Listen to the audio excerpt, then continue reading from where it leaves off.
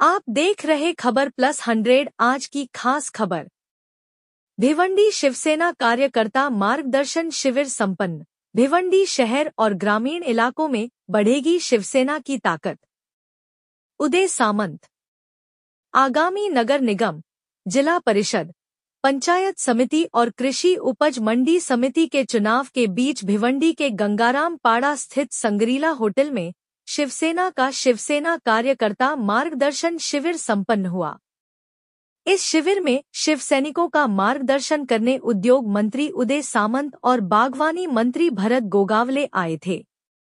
इस अवसर पर उदय सामंत ने कहा कि हम यहां शिव सैनिकों को यह मार्गदर्शन देने आए हैं कि भिवंडी शहर और ग्रामीण इलाकों में हमारी शिवसेना पार्टी कैसे बढ़े। साथ ही इस रैली को लेकर शिव सैनिकों की ओर से कम प्रतिक्रिया देखने को मिली।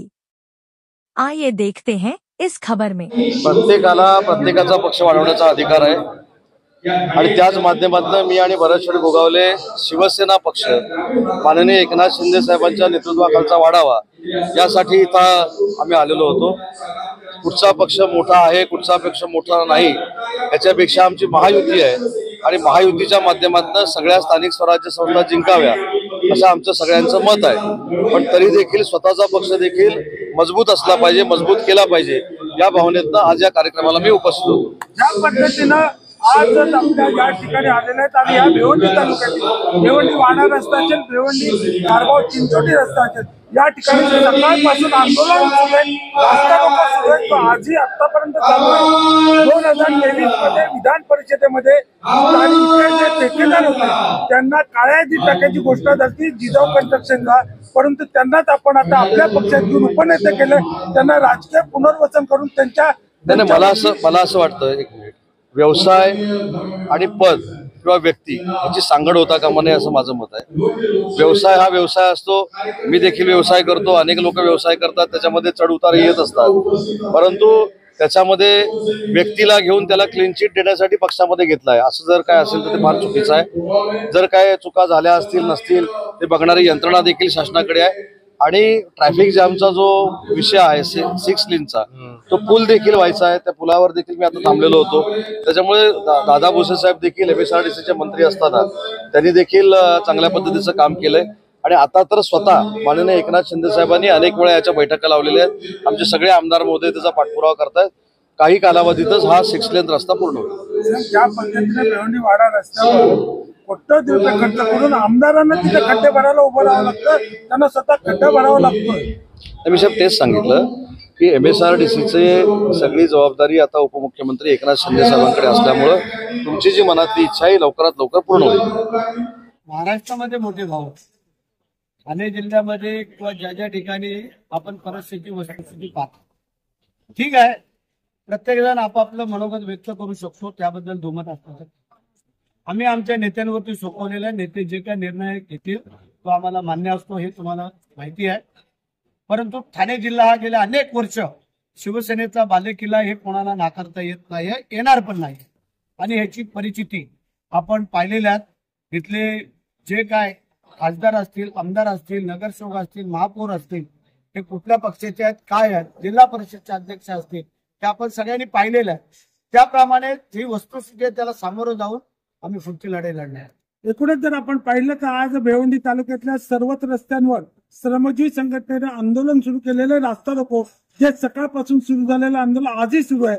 भिवंडी वाडा मनोर रस्त्यावरती जे आंदोलन सुरू आहे की त्याच्यामध्ये त्यांनी मागणी प्रमुख जी आहे की त्या ठिकाणी ज्या ठेकेदारांवरती विधान परिषदेमध्ये घोषणा झालेली होती की ब्लॅकलिस्ट केलं जाणार, 19 महिन्यानंतर सुद्धा त्यांना ब्लॅकलिस्ट केलं गेलेलं नाही आणि त्यांनाच आता आपण आपल्या पक्षात घेऊन उपनेते केलेलं आहे। प्रश्न असा आहे, राजकारण आहे, राजकारणामध्ये कधी कुठं कसं वळण गेले हे सांगू शकत नाही, परंतु जे रस्ते खड्डे झालेले आहेत, कालच मीटिंग आमचे नेते, उपनेते, आमदार, आमचे पदाधिकारी, जिल्हा प्रमुख यांची मीटिंग कलेक्टर साहेबांबरोबर झाली आणि त्याचं जिवंत उदाहरण ज्या आमच्या पक्षाच्या नेत्याने शब्द दिला ती अँब्युलन्स आता तिथं हजर आहे आणि तिचं आता आम्ही उद्घाटन करतो। पण जे खड्डे पडलेले ते खड्डे भरून देण्याची जबाबदारी आमची शासनाची आहे, ती आम्ही घेतो आणि ते खड्डे मुक्त करण्याचं काम आमच्या माध्यमातून करायचं। 2022 पासून आतापर्यंत 4 वर्षामध्ये 75 मृत्यू भिवंडी वाडा या दरम्यान झालेले आहेत. ही नोंद 3 ठिकाणच्या पोलीस ठाण्यांमध्ये नमूद आहे. आणि असं असताना 4 वर्षांमध्ये सार्वजनिक बांधकाम विभागाने या रस्त्यावरती 150 कोटीहून अधिक खर्च फक्त रस्ते दुरुस्तीसाठी केलेला आहे.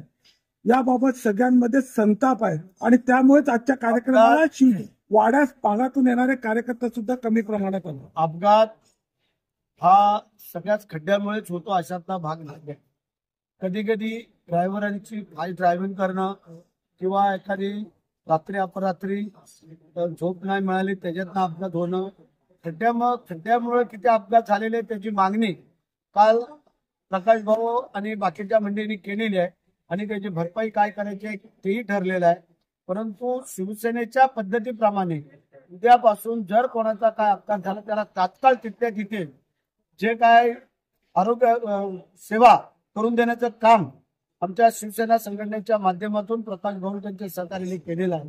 परंतु तुमचं जे काय म्हणणं आहे हे रास्त असू शकतं. 75 अपघात जे काय झालेले आहेत त्याच्यामध्ये मृत्यू पडलेले आहेत तर त्यांची भरपाई जे काय मागण्याचं काम आमच्या सेनेच्या माध्यमातून केलेलं आहे त्याचा आम्ही विचार करू आणि त्या मृत कुटुंबांना काय मदत करतील ते आम्ही.